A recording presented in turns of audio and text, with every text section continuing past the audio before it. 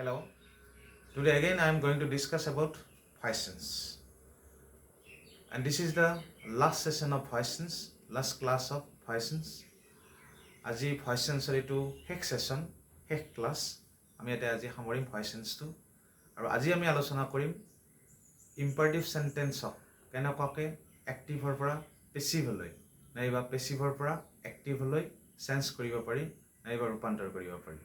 ঠিক তেনেদৰে মই সিদিনাই কৈছিলোঁ কিছুমান এনেকুৱা আমি পেছিভত বাক্য পাম যিবিলাক বাক্যত কি নাথাকে অবজেক্ট নাথাকে। অবজেক্ট নাথাকিলে আমি কেনেকুৱাকৈ এক্টিভ কৰিম সেই সংক্ৰান্তটো আমি আলোচনা কৰিম। এতিয়া তোমালোকে বৰ্ডলৈ আহা। ইম্পাৰেটিভ সেন্টেন্সেস তোমালোকে জানা ইম্পাৰেটিভ সেন্টেন্স কাক বলে? যিবিলাক বাক্যই আদেশ অনুৰোধ তেনেকুৱা ধৰণৰ অৰ্থ প্ৰকাশ কৰে তেনেকুৱা ধৰণৰ বাক্যবিলাককে আমি কি বুলি কওঁ? ইম্পাৰেটিভ সেন্টেন্স বুলি কওঁ। এতিয়া ইম্পাৰেটিভ সেন্টেন্সক ভইচ চেঞ্জ কৰাৰ নিয়মটো অকণমান বেলেগ, বেছি ডিফাৰেঞ্চ নাই। তোমালোকে এক্সাম্পলবিলাক চালে গম পাবা। ইয়াত মই কেইটামান এক্সাম্পল লিখিছোঁ। প্ৰথম এক্সাম্পলটো নাইবা উদাহৰণটো চোৱা। এই বাক্যটো আমাৰ এক্টিভত আছে। বাক্যটো হ'ল ক্লিন দি ৰুম, কোঠাটো পৰিষ্কাৰ কৰা। ডেট মিনছ কাৰোবাক মই আদেশ দিছোঁ। এই বাক্যটো আচলতে এনেকুৱা হ'ব লাগে, ইউ ক্লিন দি ৰুম। গ্ৰামাৰত এই কথাখিনি দিয়া নাথাকে সাধাৰণতে বেছিভাগ গ্ৰামাৰত, সেইকাৰণে মই লিখি দিছোঁ। ডেট মিনছ এই বাক্যটোত আমাৰ যিটো ছাবজেক্টটো উজ্জ্বল হৈ আছে। Clean the room means you clean the room.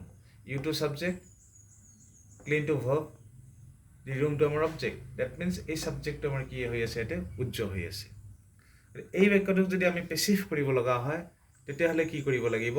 তোমালোকে সদায় মনত ৰাখিবা, ইম্পাৰেটিভ সেন্টেন্সক যেতিয়া আমি পেছিভ কৰিম তেতিয়া আমি লেট শব্দটো ল'ব লাগিব। লেট শব্দৰে আমি বাক্যটো আৰম্ভ কৰিব লাগিব পেছিভ হয়। এতিয়া চোৱা, পেছিভত আমি লেট শব্দই দি বাক্যটো আৰম্ভ কৰিছোঁ। লেট দ্য ৰুম, এই অবজেক্টটো আছিল ছাবজেক্ট কৰি দিলোঁ। আৰু ইম্পাৰেটিভ সেন্টেন্সৰ বাক্যক যদি আমি পেছিভ কৰিব লগা হয় এই বি শব্দটো লাগিব। গতিকে অবজেক্টৰ পিছত এইটো ছাবজেক্ট হৈ গ'ল, ছাবজেক্টৰ পিছত আমি কি লিখিছোঁ? বি লিখিছোঁ। তাৰপিছত আমাৰ যিটো মেইন ভাৰ্বটো পাষ্ট পাৰ্টিচিপল। ডেট মিনছ বাকী নিয়মখিনি একেই। ইম্পাৰেটিভ সেন্টেন্সৰ বাক্যক যদি আমি পেছিভ কৰিব লগা হয় বি শব্দটো লাগিব ছাবজেক্টৰ পিছত। ভাৰ্বটো আমি সদায় পাষ্ট পাৰ্টিচিপলতে লিখিব লাগিব। ডিফাৰেঞ্চটো কি হ'ল? লেট শব্দটো লাগিব, লেটেৰে আমি বাক্যটো আৰম্ভ কৰিব লাগিব।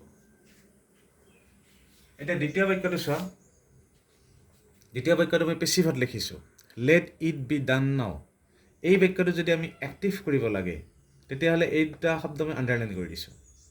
ডেট মিনছ এই বাক্যটো পেছিভত থকাৰ কাৰণে লেট আৰু বি শব্দটো ব্যৱহাৰ হৈছে নাইবা ব্যৱহাৰ কৰিছোঁ। ইয়াক যেতিয়া আমি এক্টিভ কৰিম, লেট আৰু বি এই দুটা শব্দ আমি এক্টিভত লিখিব নোৱাৰোঁ। গতিকে এই শব্দ দুটা এক্টিভত নাথাকে। এতিয়া এই বাক্যটোক যদি আমি এতিয়া এক্টিভ কৰোঁ তেতিয়া কি হ'ব? প্ৰথম আমি ভাৰ্বটো ল'ব লাগিব। ভাৰ্বটো আমাৰ ইয়াতে পাষ্ট পাৰ্টিচিপলত আছিল, যিহেতু এক্টিভ প্ৰেজেণ্ট পাৰ্টিচিপল ফৰ্মত লিখিব লাগিব। ডু ইট নাও।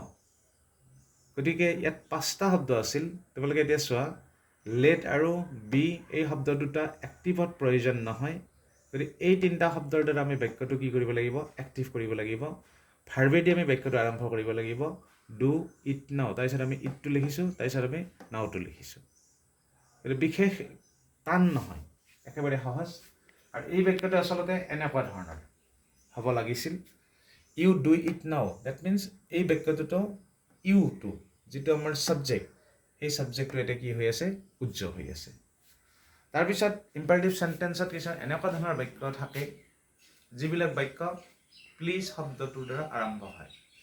আৰু যেতিয়া প্লিজ শব্দৰ দ্বাৰা বাক্য এটা আৰম্ভ হয় তেতিয়াহ'লে আমি লেট ব্যৱহাৰ নকৰিলেও চলি যায়। এতিয়া তোমালোকে চোৱা, প্লিজ ছিং এ ছং। যিহেতু প্লিজ শব্দটো আছে ইয়াতে আমি লেট শব্দৰ দ্বাৰা বাক্যটো আমি পেছিভ কৰা নাই। প্লিজ শব্দটো থকাৰ কাৰণে ৰিকুৱেষ্টেড শব্দটো আমি ব্যৱহাৰ কৰিব পাৰোঁ। প্লিজ মানে ৰিকুৱেষ্ট কৰা বুজায়।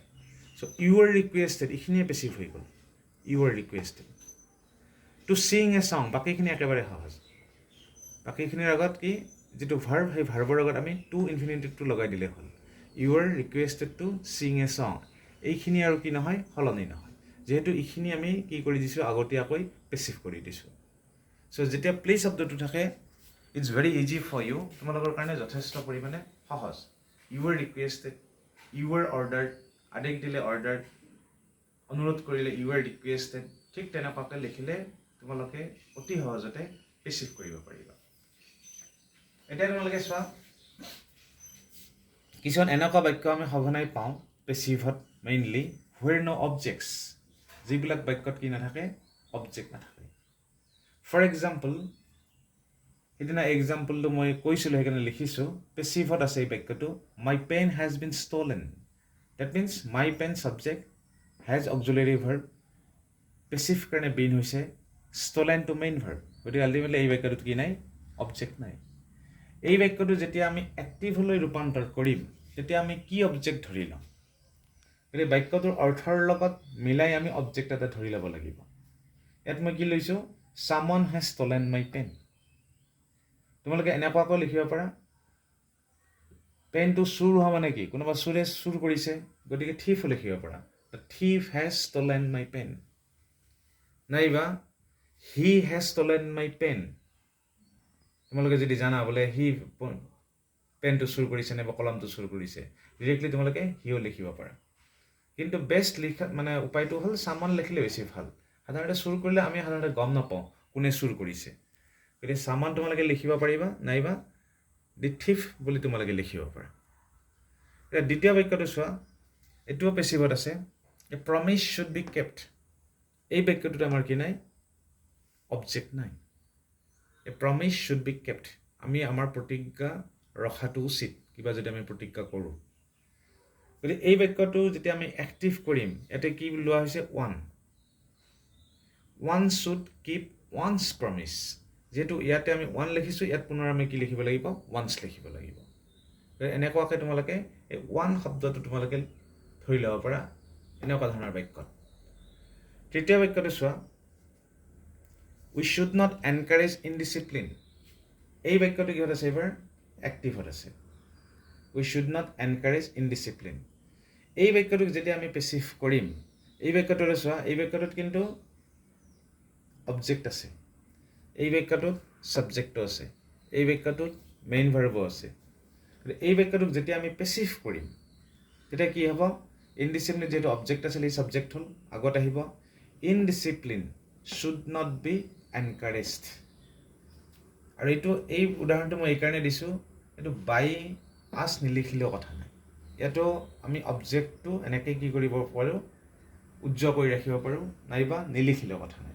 Indiscipline should not be এনকাৰেজড বাইয়াছ actually কিন্তু বাইয়াছ সাধাৰণতে নিলিখে আৰু তোমালোকে যদি কিবা কাৰণত লিখা তথাপি সেইটো ভুল বুলি ধৰা নাযায় শুদ্ধ বুলিয়ে ধৰা যাব গতিকে এই বাক্যটো তোমালোকে মনত ৰাখিবা আৰু এই যিকেইটা মই বাক্য দিছোঁ গোটেইকেইটা বাক্য খুব ইম্পৰ্টেণ্ট মেট্ৰিকতে হওক নাইবা হায়াৰ ছেকেণ্ডেৰী লেভেলতে হওক সঘনাই এই বাক্যকেইটা পৰীক্ষাত আহি থাকে তোমালোকে ভালদৰে এই বাক্যকেইটা বুজি ল'বা আৰু মনত ৰাখিবা আৰু শেষৰ বাক্যটো চোৱা এই বাক্যটো পেচিভত আছে Assamese is spoken in Assam এই বাক্যটো সঘনাই আহি থাকে Assamese is spoken in Assam কেতিয়াবা এছামিজৰ সলনি ইংলিছ দিব পাৰে English is spoken in England গতিকে শব্দটো চেঞ্জ কৰি দিব পাৰে বাক্যটোৰ যিটো গঠন নাইবা ধৰণ একে থাকিব এই বাক্যটোক যদি আমি এক্টিভ কৰোঁ এতিয়া কি হ'ব Assamese is spoken in Assam ইয়াতো কি নাই অবজেক্ট নাই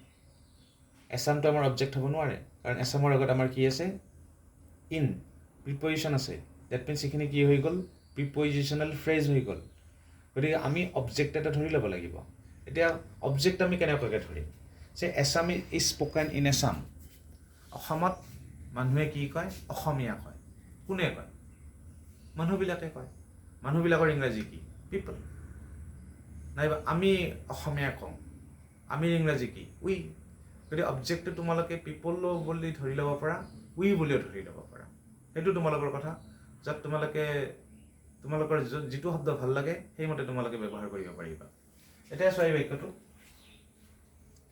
পিপল লিখিছোঁ পিপল ইন আছাম স্পীক এছামিজ পিপলটো আমি অবজেক্ট ধৰি লৈছোঁ ধৰি লৈ ইয়াক কি কৰিলোঁ আমি ছাবজেক্ট কৰিলোঁ পিপল ইন আছাম স্পীক এছামিজ স্পীকটো আমি কিহত লিখিছোঁ প্ৰেজেণ্ট ফৰ্মত লিখিছোঁ এইকাৰণে প্ৰেজেণ্ট ফৰ্মত লিখিব লাগিব নাইবা প্ৰেজেণ্ট ইনডিফিনিট টেন্সত বাক্যটো এইকাৰণে আমি লিখিব লাগিব যিহেতু পেছিভত বাক্যটোত কি আছে ইজ অক্সিলাৰী ভাৰ্ব আছে গতিকে এছামিজটো আমাৰ কি আছিল ছাবজেক্ট আছিল ইয়াত কি হৈ গ'ল অবজেক্ট গতিকে যথেষ্ট পৰিমাণে সহজ ইম্পাৰেটিভ চেণ্টেন্সক পেছিভ কৰা নাইবা এক্টিভ কৰা যথেষ্ট পৰিমাণে সহজ ইম্পাৰেটিভ চেণ্টেন্স বুলি ক'লে তোমালোকে মনত ৰাখিবা লেট শব্দৰ দ্বাৰা আমি কি কৰিব পাৰোঁ পেছিভ কৰিব পাৰোঁ নাইবা পেছিভ কৰোঁতে আৰম্ভণিত লেট শব্দটো লাগিব আৰু যদি ইম্পাৰেটিভ চেণ্টেন্সৰ এক্টিভৰ বাক্যত প্লিজ শব্দটো থাকে পেছিভত ৰিকুৱেষ্টেড তোমালোকে ব্যৱহাৰ কৰিব পাৰিবা ঠিক তেনেদৰে আমি আলোচনা কৰিলোঁ অবজেক্ট নাথাকিলে বাক্যবিলাকক আমি কেনেকৈ পেছিভ কৰিব পাৰোঁ গতিকে সেইটোও যথেষ্ট পৰিমাণে সহজ আৰু মোৰ বিশ্বাস তোমালোকে ধুনীয়াকৈ বুজি পাইছা গতিকে আজি বেছি দীঘলীয়া নকৰোঁ এই বস্তুখিনি তোমালোকে ধুনীয়াকৈ চাবা গোটেই এক্সাম্পলছ নাইবা উদাহৰণবিলাক ধুনীয়াকৈ চাবা গতিকে সকলোকে মই ধন্যবাদ জনাই ইয়াতে সামৰণি মাৰিছোঁ